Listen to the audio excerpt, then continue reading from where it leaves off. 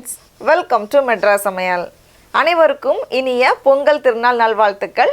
இந்த இனிப்பை போலவே இந்த வருடமும் இனிமையாக அமைய மெட்ராஸ் சமையலின் வாழ்த்துக்கள். இன்றைக்கி நம்ம மெட்ராஸ் சமையலில் குழந்தைங்களுக்கெல்லாம் ரொம்ப விருப்பமான சர்க்கரை பொங்கல் எப்படி பண்ணுறதுன்னு பார்க்கலாம். இந்த சர்க்கரை பொங்கல் பண்ணுறதுக்கு நான் இன்றைக்கி 1 கப் பச்சரிசியும் 1/2 கப் பாசிப்பருப்பும் எடுத்திருக்கேன். முதல்ல இந்த பாசிப்பருப்பை நம்ம கொஞ்சமாக நெய் சேர்த்து வறுத்துடலாம். 1 டீஸ்பூன் போல் நெய் சேர்த்துட்டு பாசிப்பருப்பை உள்ளே சேர்த்துடலாம். மிதமான சூடில் 2 நிமிஷம் வறுத்துக்கோங்க.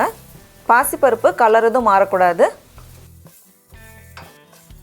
இந்த மாதிரி வறுப்பட்டதும் நம்ம வச்சுருக்க 1 கப் பச்சரிசியை 2 வாட்டி தண்ணியில் அலசிட்டு உள்ளே சேர்த்துக்கோங்க.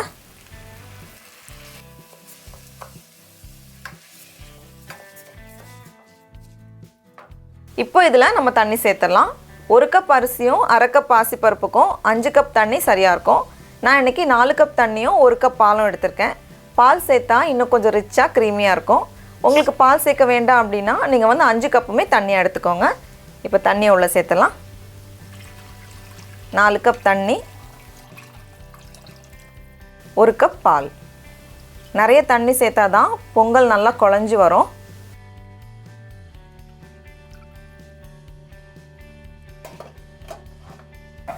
மூடி வச்சுட்டு இதை 4 விசில் மிதமான சூடில் வேக வச்சுருங்க. அடுத்தது கொஞ்சம் முந்திரி பருப்பையும் கிஸ்மிஸ் பழத்தையும் நெய்யில் வறுத்துடலாம். 1 டேபிள் ஸ்பூன் போல் நெய் உருகுனதும் இதில் கொஞ்சம் உடச்ச முந்திரி பருப்பு சேர்த்துக்கோங்க. முந்திரி பருப்பு பொன்னிறானதும் கொஞ்சம் உலர்ந்த திராட்சை சேர்த்துடலாம். சேர்த்துட்டு இந்த திராட்சை கொஞ்சம் பலூன் மாதிரி ஆனதும் இதை எடுத்து வெளியே வச்சுருங்க. இப்போ இதே பேனில் நம்ம வெல்லத்தை கரைச்சிடலாம். 1/2 கப் அரிசியும் பருப்புக்கும் நான் இன்றைக்கி 2 கப் வெல்லம் எடுத்திருக்கேன். உங்களுக்கு இனிப்பு கொஞ்சம் குறைவாக போதும் அப்படின்னா 1/2 கப் வெல்லம் எடுத்துக்கோங்க. இப்போ இந்த வெல்லத்தை உள்ளே சேர்த்துடலாம். கூடவே கொஞ்சமாக தண்ணி சேர்த்து இந்த வெல்லம் நல்லா கரையட்டும்.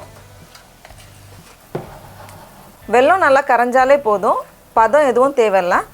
இப்போ இந்த மாதிரி நல்லா கரைஞ்சதும் இதை நம்ம வடிகட்டிடலாம். ஏதாச்சும் தூசி துரும்பு இருந்துச்சுன்னா வந்துடும்.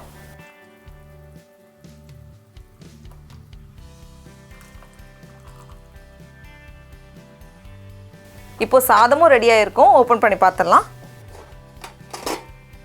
பாருங்கள், சாதம் பருப்பெல்லாம் நல்லா வெந்து ரெடியாக இருக்குது. இதை ஸ்பூன் வச்சு லைட்டாக அமுத்தி விட்டுக்கோங்க, இன்னும் கொஞ்சம் குழைய வைக்கிறதுக்காக.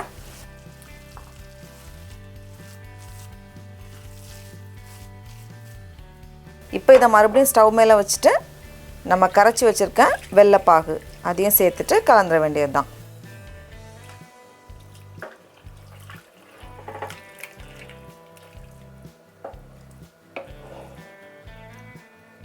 கலந்ததுக்கப்புறமா நல்லா வாசனைக்காக கொஞ்சம் ஏலக்காய் தூள், கூடவே நம்ம வறுத்து வச்சுருக்க முந்திரி பருப்பு கிஸ்மிஸ் பழம், கடைசியாக 3லேருந்து 4 டேபிள் ஸ்பூன் நெய் எல்லாத்தையும் சேர்த்துட்டு இதை நல்லா கலந்து விட்டுருங்க. கலந்துட்டு இது ஒரு 2லேருந்து 3 நிமிஷம் வேகட்டும்.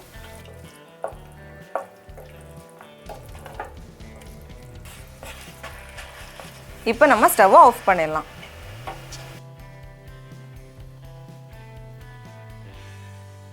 அவ்வளோதான், நம்மளோட சுவையான சர்க்கரை பொங்கல் ரொம்ப சுலபமாக தயாராகிடுச்சு. நீங்களும் கண்டிப்பாக இந்த ரெசிபியை வீட்டில் ட்ரை பண்ணி பாருங்கள். உங்களுக்கு இந்த வீடியோ பிடிச்சிருந்துச்சுன்னா மெட்ராஸ் சமையலுக்கு சப்ஸ்கிரைப் பண்ணுங்கள். நாவின் சுவையரம்புகள் மலரட்டும்.